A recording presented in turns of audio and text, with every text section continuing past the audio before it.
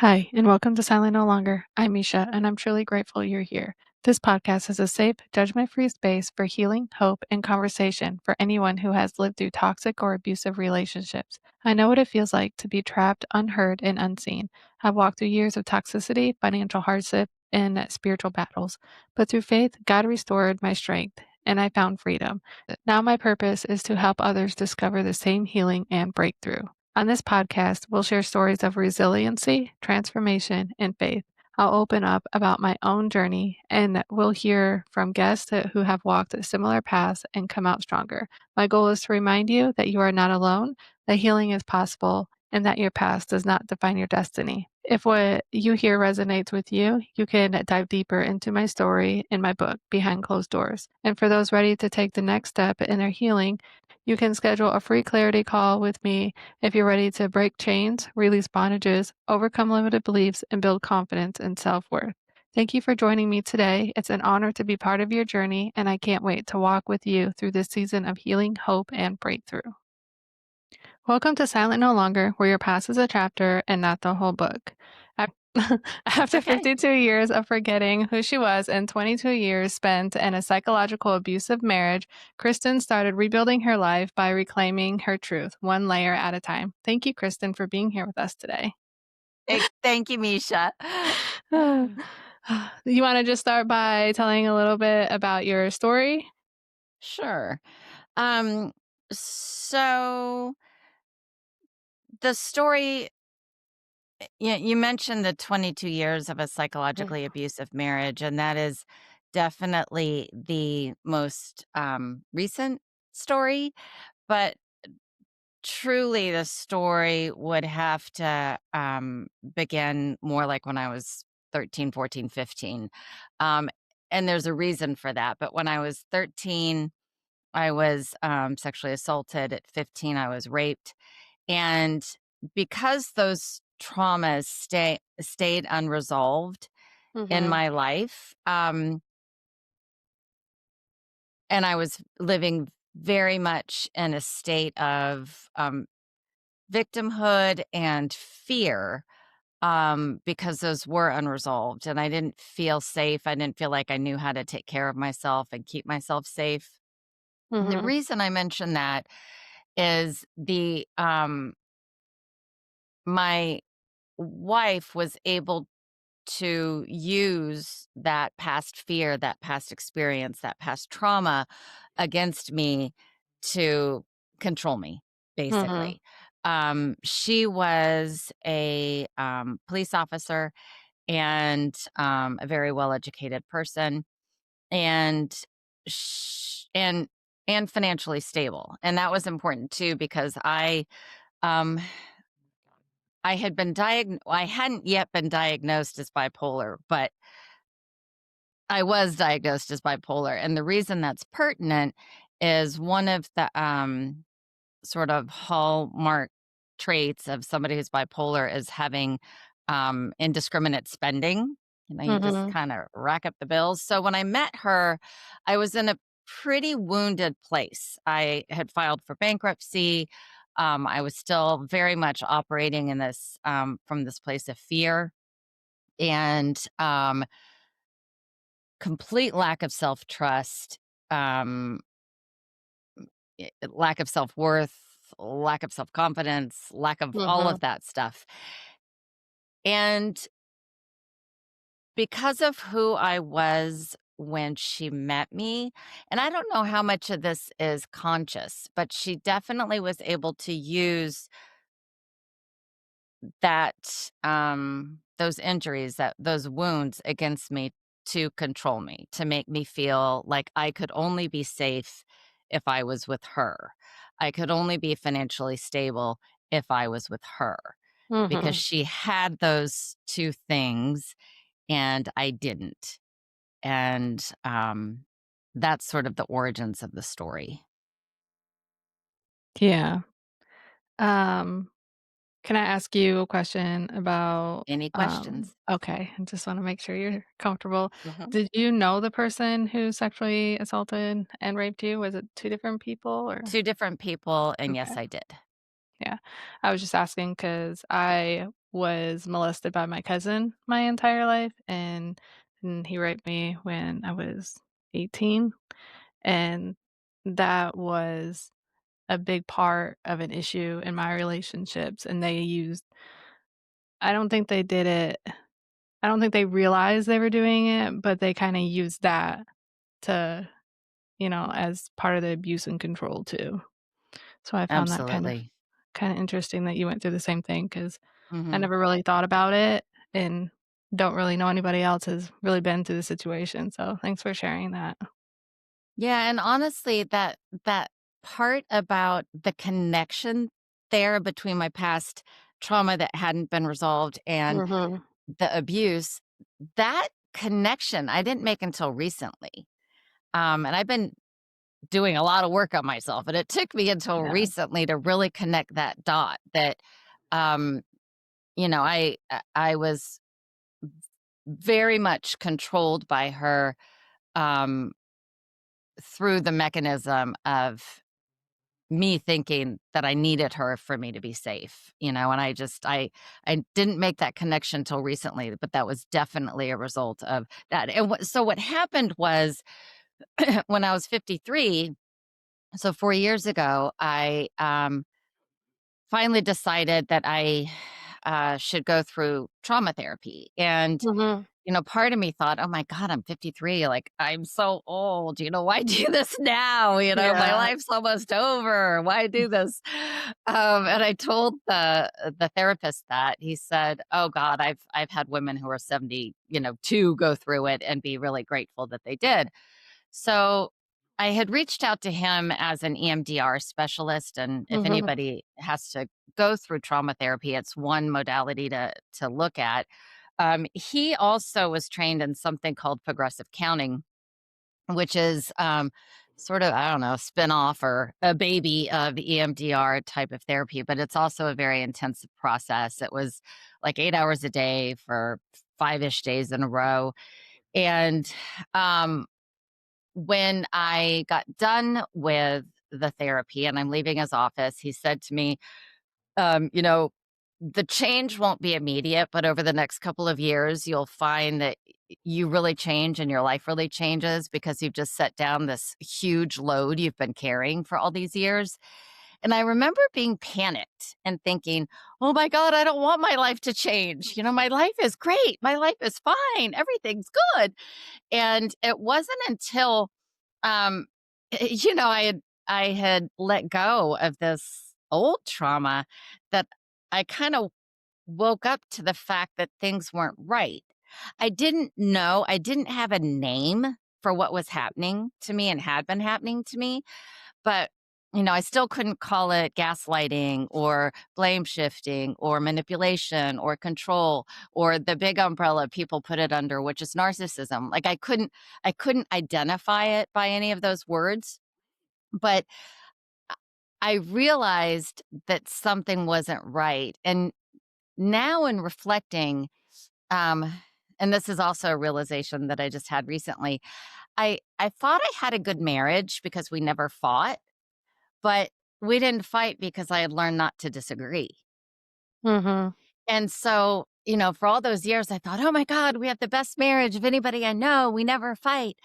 And so once my trauma was put down and I started pushing back a little, and we're not talking about big pushbacks, but things like asking why, so she would tell me to do something and I'd say, oh, why? Not even like confrontational, just, please give me clarification as to why this is the rule I'm supposed to follow. Right.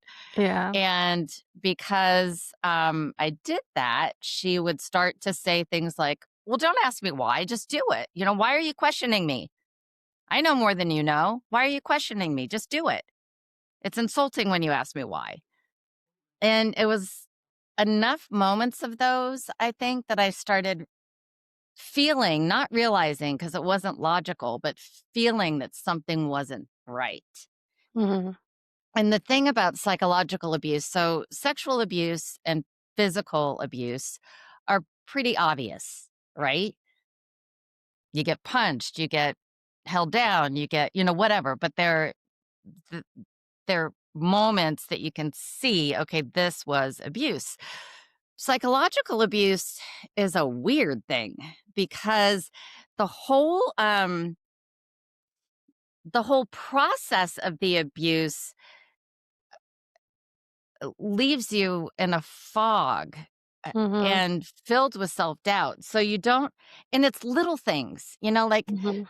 when I tell people who really have no framework for psychological abuse, when I tell them some of the examples, I can see them looking at me like, that's abuse. It's things like telling me how to wash a cutting board after, for years and years and years when she was depressed and sitting on the sofa drinking and watching football. And I could clean the cutting board just fine. When she all of a sudden gets manic and gets, really controlling and manipulative, all of a sudden, I don't know how to clean a cutting board. And, you know, uh, taking photos of um, toothpaste tubes when I'm at the store shopping because I wanted to make sure I didn't bring home not just the wrong brand, but the wrong flavor. Because if I did that, it wouldn't be a yell, but it would be a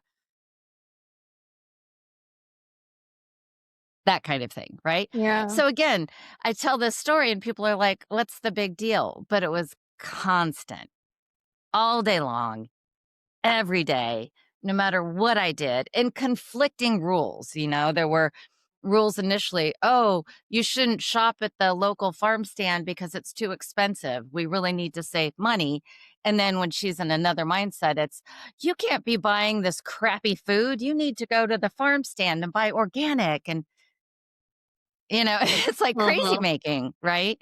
And so enough years of that. And there was nothing left of me. It's kind of amazing that I escaped, and it really does feel like an escape. Like, the image I have in my head of the day I left was, like, crawling out of the house and into the car, and that's not what happened, but that's what it felt like. It, like, took every ounce of strength to load up my car with some things and my pets and drive off the property. I mean, it was, like, just so it was the hardest thing that I'd ever done was Yeah.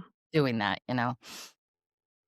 Yeah, the decision to leave is always the hardest, even though you know that it's bad to be in the situation, but it's still hard because it's familiar to you, and you've been Mhm. there for that long. Yeah, um, but yeah, I had the psychological abuse when you said that you can't always that's just something that you can't really explain to people, and it's because you're right, you're in this fog. I can remember when the fog was lifted, everything was so bright, and I could see color, and I was in just awe on how bright and colorful everything was because I didn't realize how thick of a fog I was in, and you it's hard to even realize that you're in psychological abuse because it's just you don't realize it's happening. You're just sitting there and you're like that's what you're asking yourself. You're like, "What's happening right now? I don't understand. Mhm. Why is this happening this way?" Or, "Why are they saying this? Am I crazy?" Like, that's what it does to you because you just don't understand. But then I've noticed too, like, you don't remember. There's so much stuff that I just didn't remember, and I had to, like, record, conversations that we had, or if there was people around, I'm like is this what happened? Like, what did they say? Can you repeat to me what just happened? Because it's almost like my brain shut down and I didn't remember anything. It's just It's really crazy making. It's crazy Mhm. making. What It what made the fog lift for you? um, I just went through a lot of healing spiritually, and I just started seeing what was happening. Um, I it was just a shift. I was just tired of it, really, and I went through so much healing, and I was just done. I mean, as soon as I made the decision that I wanted a divorce and get out of it, that's when the fog lifted. It's almost like, "Okay, well, you just unlocked the door and now you're free." So, yeah. I actually have, uh, a saying or I got it from somebody else in a book, but that the door wasn't locked, Mhm. like, we sit there staring at the door thinking, "Oh my god, I can't leave." And then we realize, "Oh, the door was never locked." We Yeah. just Yeah, that's funny because I say that I was in a dark room and I couldn't find the door, and sometimes I would crack it open, and you'd be like, "Oh, there's the door, I'm gonna go to it and get out," and as soon as you get there, it's slammed shut in your face, and you're stuck in that mhm. dark room still, so one of the times it was cracked open, it was left open, I snuck out.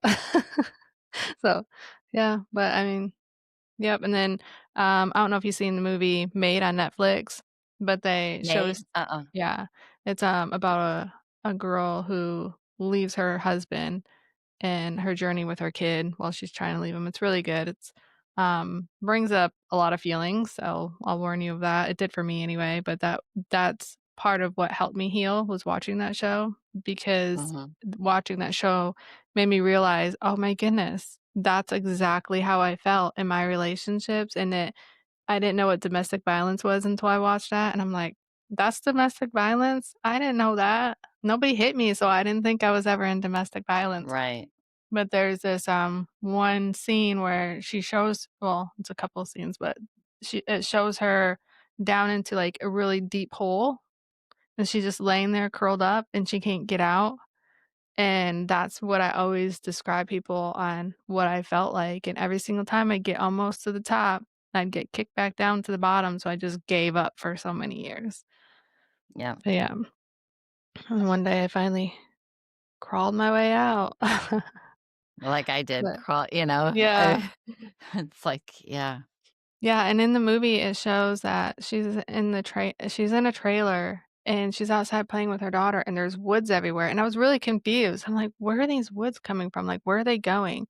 Well, at the end of the show, it shows that she walked outside and the woods were gone.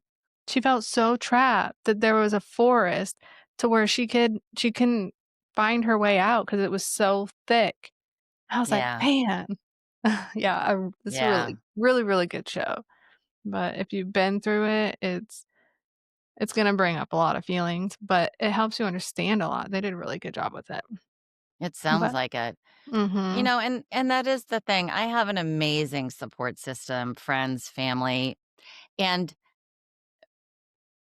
unless unless I was talking with somebody who had gone through some form of psychological abuse, Mhm.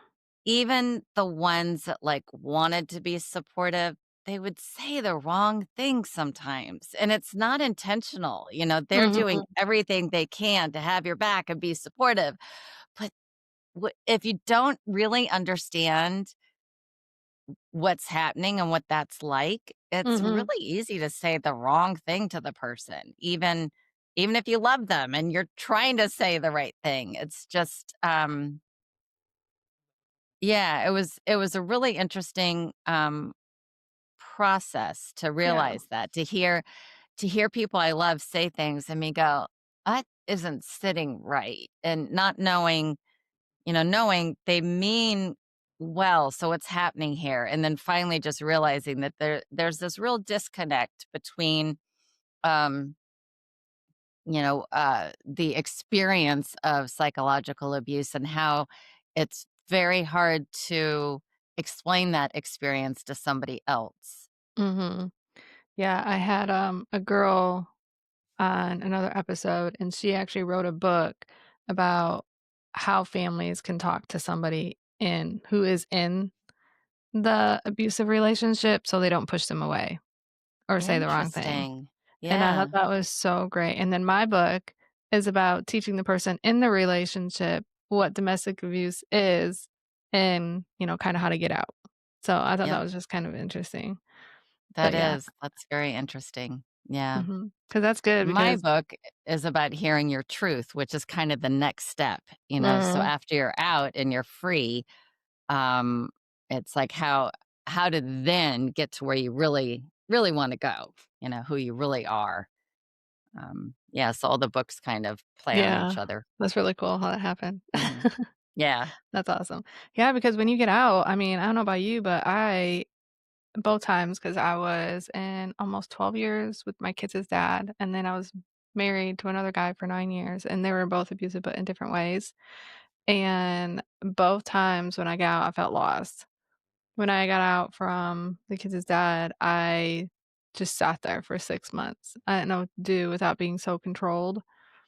And then I was like, "Oh, I'm free." So then I went a little wild, and I did the same thing after I divorced my husband, and then I calmed down, like, you know, sat in my emotions, I guess, if you wanna say, and that's when, a lot of healing happened, and I could reflect on pretty much, both relationships, and so, yeah, it's really important to take that time to sit, even though it's Mhm. hard afterwards just because you don't know what you're supposed to be doing.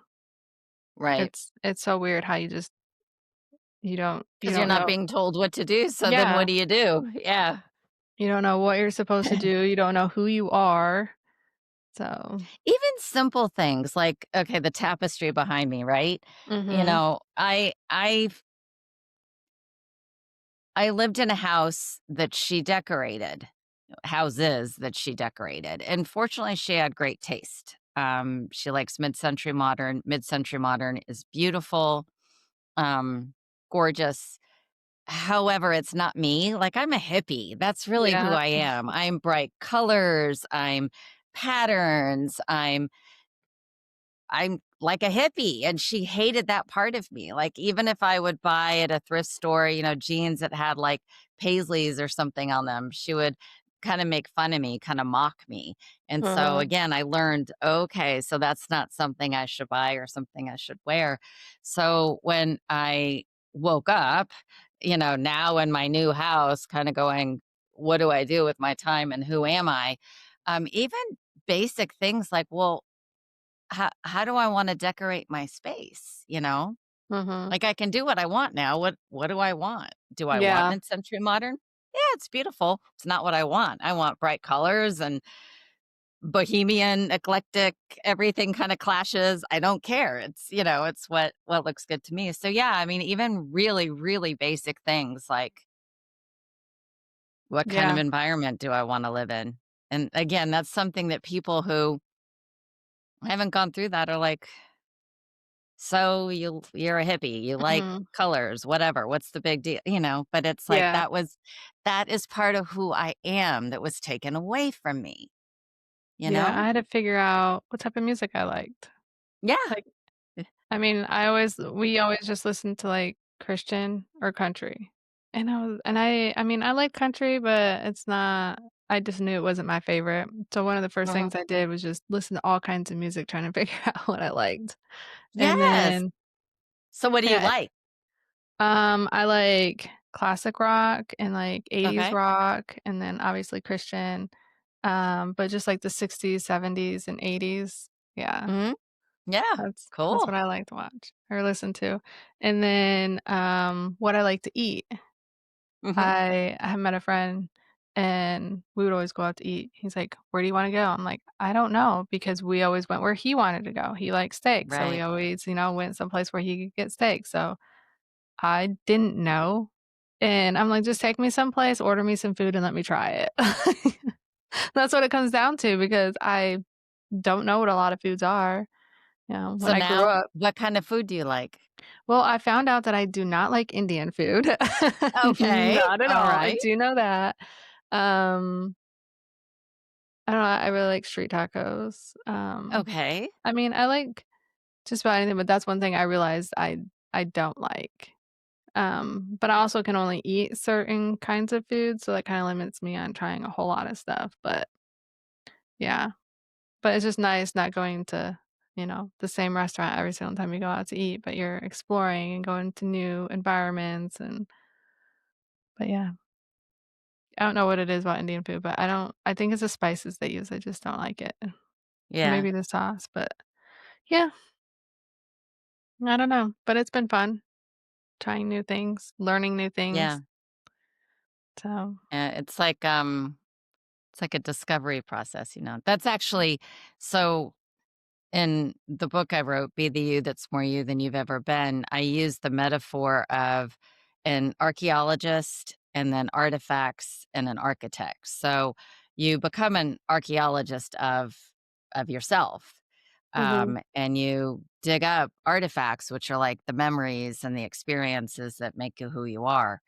Um, And when the book I wrote is not specific to, psychological abuse at all, but Mhm. people who've come out of a psychologically abusive marriage or relationship were definitely saying, "Who am I?" Like, Yeah. really, like, "Who am I?" So, it definitely resonates with that population, but it wasn't written for that population. It's written for anybody who is just kinda going, "Who the heck am I?" Yeah. And the, idea is to dig out your artifacts Uh-huh. to, realize who you are, because that really is, you know, it felt really real to what I was doing, kind of the peeling back and the digging through the dirt to really get at, who I am,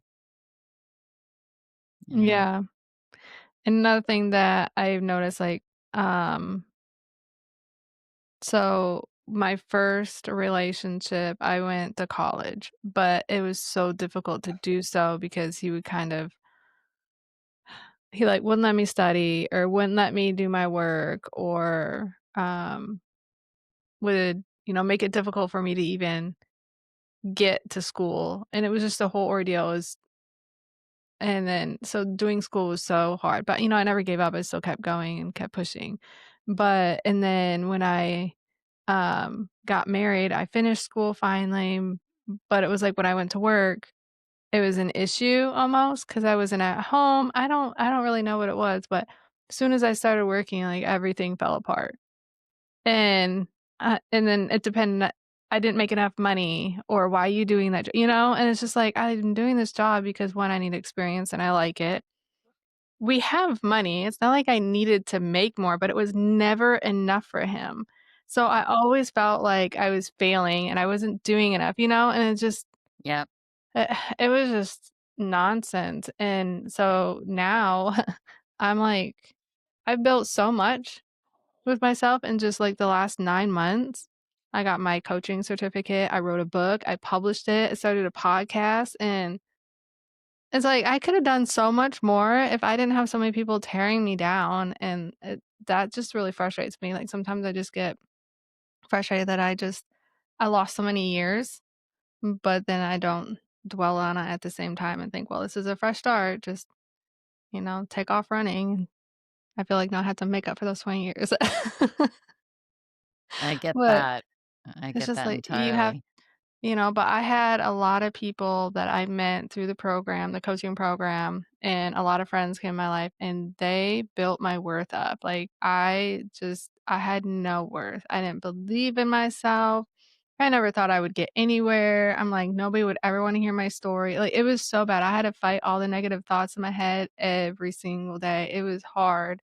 There'd be days I would just lay in bed for, like, 3 days, and then it's just like, now I don't do that. I'm like, "Nope, let's get up and do something." I usually work on my podcasting because it's my happy place, but I like everything about it, so, yeah, I just I have to find something that makes me feel positive to get Mhm. through the times when you still, because those feelings are still gonna creep up, you're Right. still healing every single day, and I don't know, I still have days where I feel like I'm not good enough and I'm not doing enough, but I mean, I know it's not true. So I just tell myself that's not true. Those are old thoughts and you're doing a lot, so stop beating yourself up. But you just have to say positive things to yourself when those negative things creep in Mhm. and find those positive people in your life. If they're not being positive to you, then goodbye. Yeah, that was actually one of my, realizations that has become a test and has enabled me to get really amazing people in my life, and that is I started, playing back some of the things that she would say to me, and I realized that there were things I never would say to her or to anyone else. They were just Mhm. mean. And Yeah. like I didn't see them as mean when I was in it because that's the food I got served, so to speak, Yeah. you know? But reflecting on it, I just, so now my litmus test is if somebody says something to me that I would not say to them or say to somebody else, they're not worth my time. They're the wrong kind of person, Mhm. and 3 years ago, I wouldn't have been able to pick up on that. I would have just, kept taking it. But who you surround yourself with was super important. Having those people that are affirmative and encouraging and your cheerleaders and love you. And that doesn't mean they don't challenge you or, Mhm. question you or, push you a little to make you grow. But Yeah. they're not beating you up. They're not beating you down. They're not insulting you. They're not mocking you. They're not teasing you. Oh, I'm just teasing. Well, are you? Yeah. Are you now? Yeah, I was What if sensitive to what if that I at teased first. you that way? What if I teased you that way? How would you feel? You know? Yeah. I had people come in my life and they were pushing me forward, and at first it overwhelmed me because Mhm, I've never had anybody push me toward my goals. I've only had people pull me back from my goals. So when I mhm. didn't do something, they'd be like, "Are you working on this? Are you doing this? Where are you at in this?"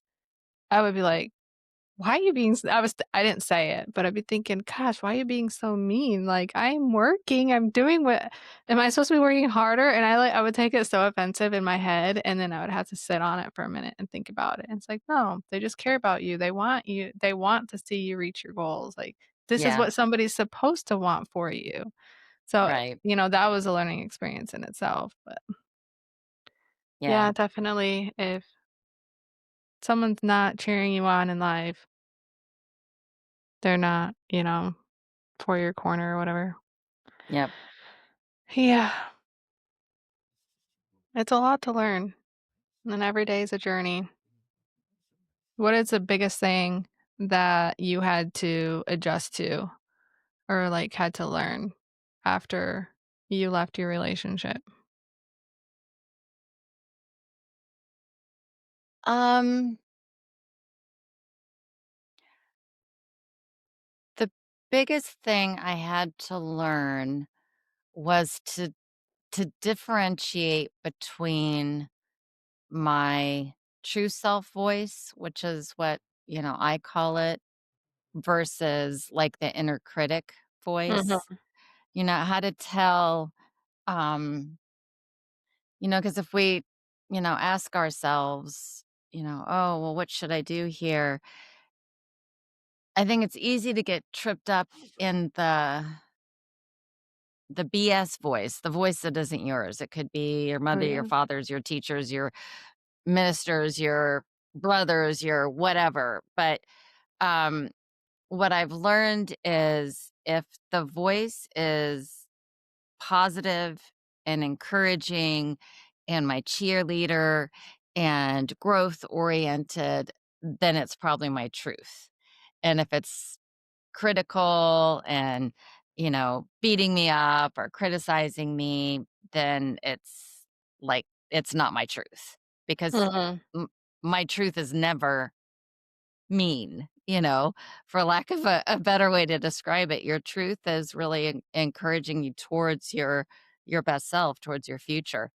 So I think part of my greatest challenge was that. And then the second thing that again is more of a recent realization is that a lot of people work hard to be motivated or disciplined. And I've realized that when you're living in your truth, you don't need motivation or discipline because your truth is something that is so exciting and exhilarating and uniquely yours and um, special that when your eyes pop open in the morning, you can't wait to get out of bed to do it. And you want to stay up all day doing it. Um, so, like, motivation falls to the side. So, it's really, for me, the greatest learning has been one, hearing that truth and recognizing that if I am super excited about life, then it's probably because I'm on the path that my truth wants me on. Yeah, 100%. I agree Mhm. with that 100%. Yeah. Our biggest challenge after my divorce, my kids and I actually worked together with this because I had no clue that this was an issue, but there was always a lot of yelling. So we all just yelled all the time or instantly snapped or, anything like that. And if we were by each other, like say we were cooking dinner or something, and somebody would say something, you'd instantly snap. I don't even know why. I didn't even realize the tone. We all had to learn what our tone sounded like, and we would call each other out on it and be like, "Why are you snapping?" "Well, what do you mean? I'm not." You are. Take a breath. Now say it again."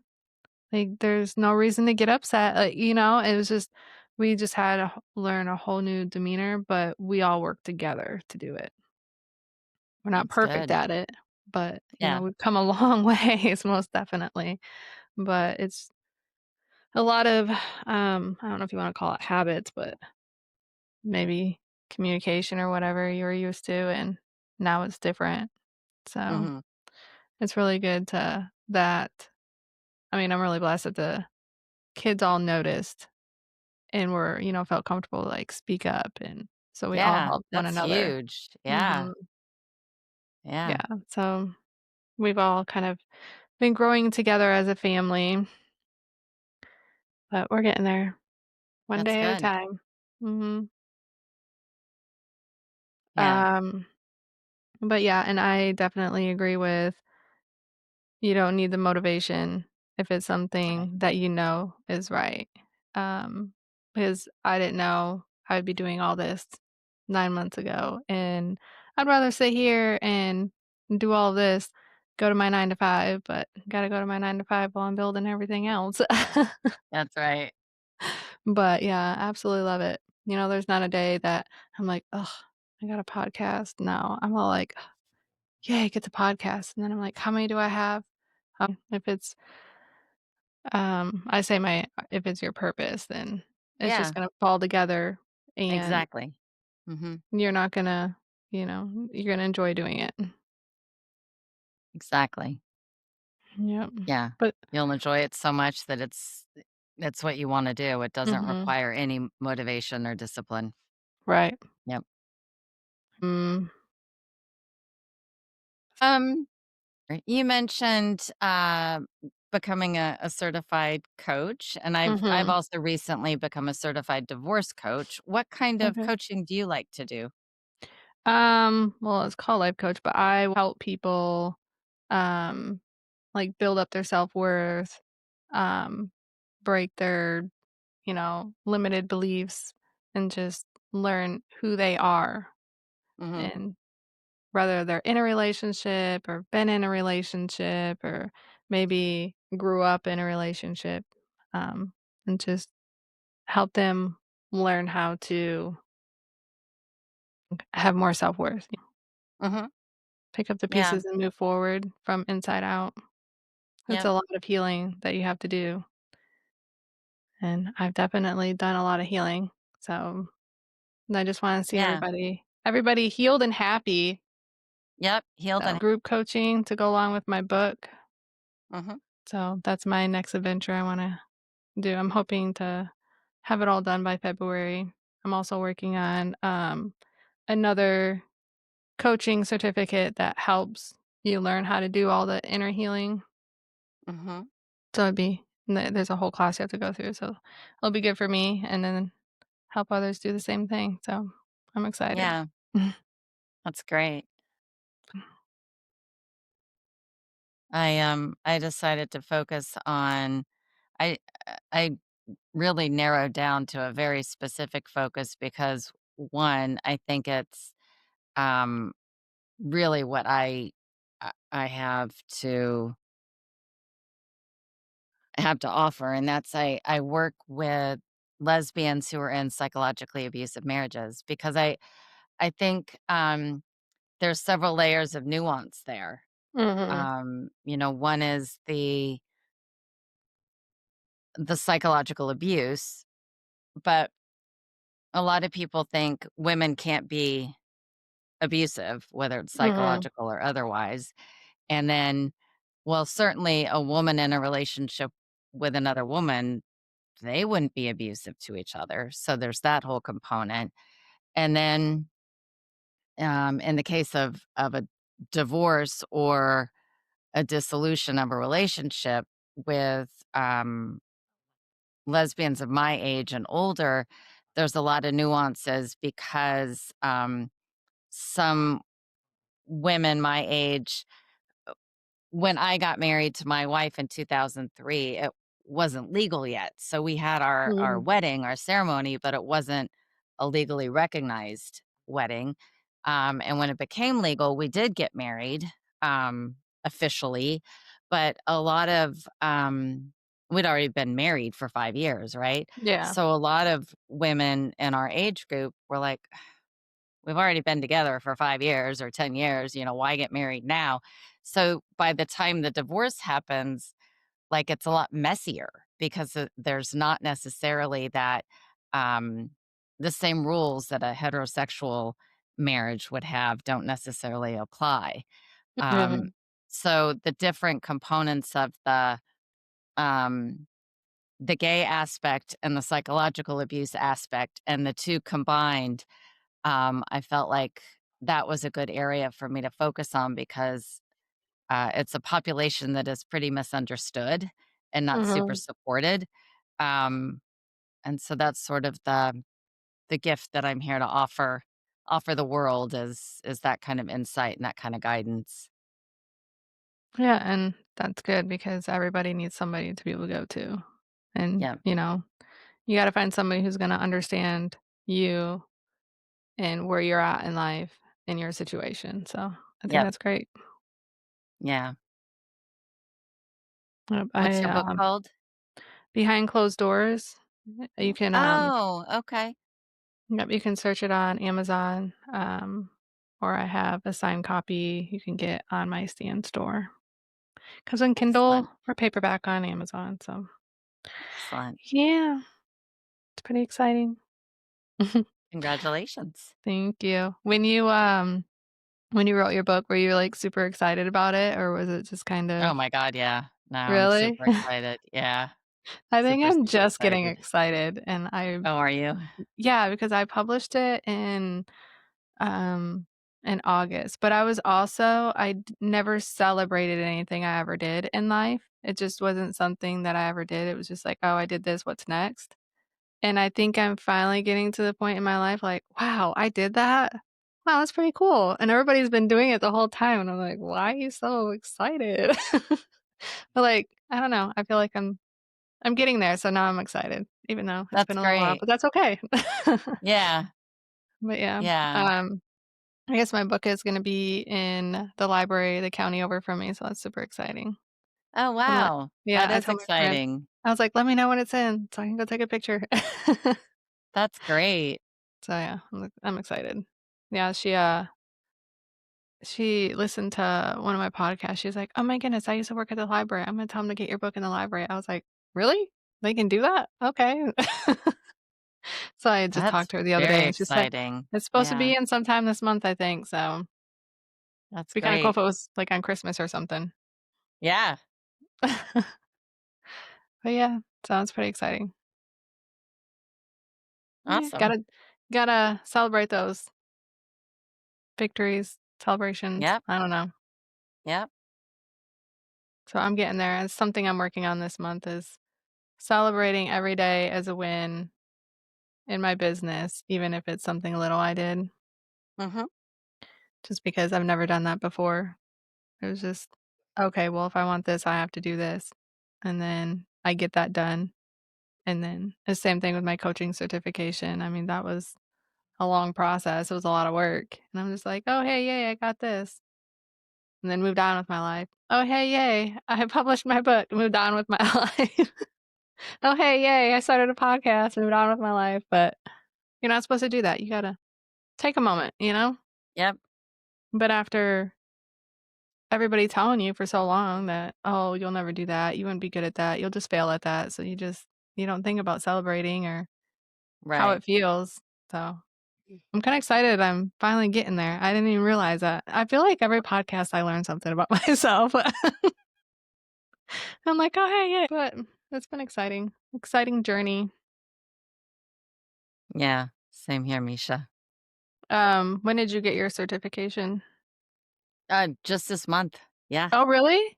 yeah, Oh, wow. Well, yeah. congratulations. That's Thank awesome. you, thank you. Yeah, it's been a long process and a lot more work than I ever would have Mhm. imagined going into it. But I'm really happy about that. I'm happy, when I signed up for the program, I had no idea that it would be so intensive. Yeah. And once I got in and realized, oh my God, this is a lot of work. But while I was overwhelmed, I was also really excited to know, oh, I'm going to come out on the other side of this really being well trained. And, so Yeah. I feel very confident and very comfortable with the training that I got. Yeah. But yeah, I didn't think mine was gonna be that much work either, but it was a lot of fun, and I learned a lot about myself and, um, yeah, did you have a coach with yours when you got your certification that you did one-on-one coaching with? Oh yeah. Yeah. We did peer coaching, which was just us Mhm. with one other person, but doing multiple sessions that build on each other, just like working with a regular client. And then we also did mentored peer coaching, where a mentor sat in and different people you role played with for, full sessions. Oh, that's really Um, cool.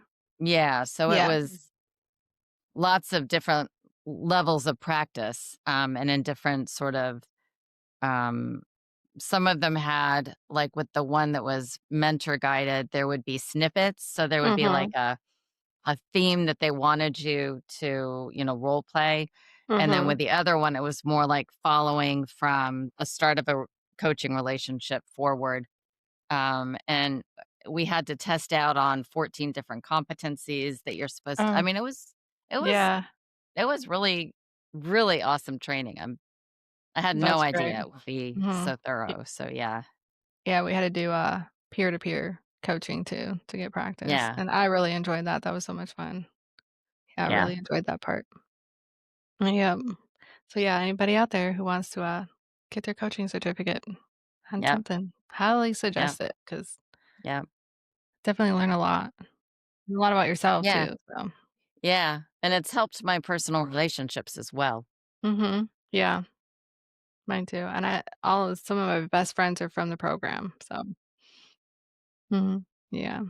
Definitely meet a lot of people who want to be there to support you when you get into something that you have a passion for.